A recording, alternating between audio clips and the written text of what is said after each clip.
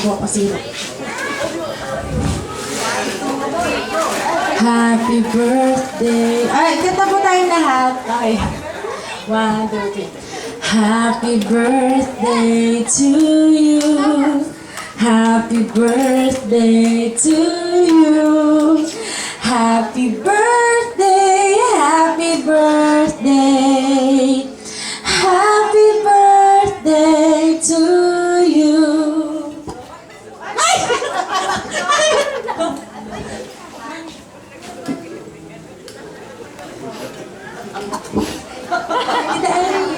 Wish.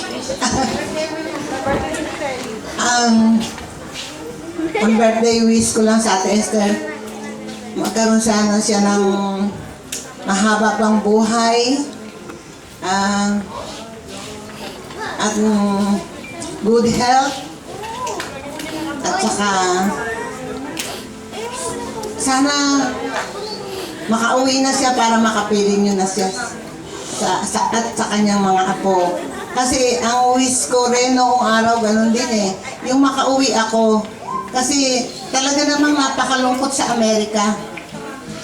Talagang yung pag ang buhay mo doon, para bang nasa disyerto ka, nakatira.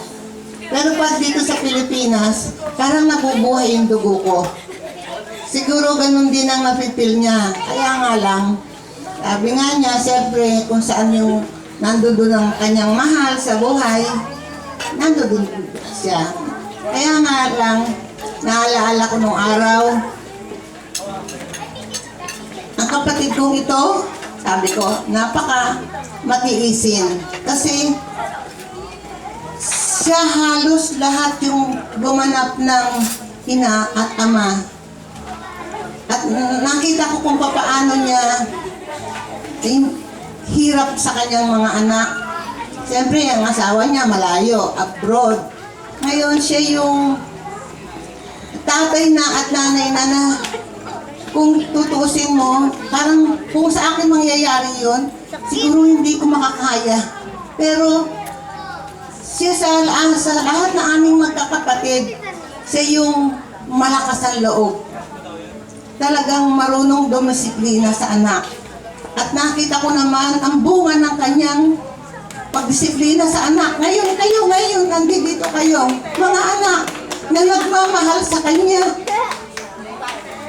Talagang nakita ko kung paano siya, ang mga anak niya, kung paano siya pinaligaya. Kita mo, si Libet, lahat. Tama ako sa inyo, mga anak. Ang wish ko sana, ganun din ang mangyari sa akin.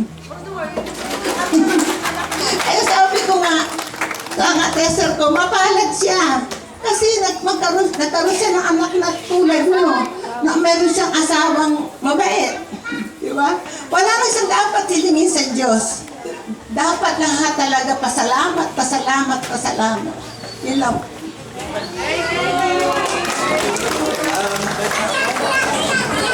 Thank you.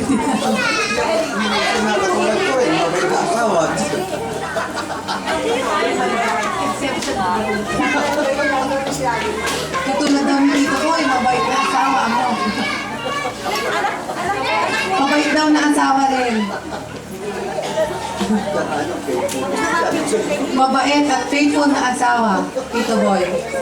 Picture. Pa-picture muna kayong apat.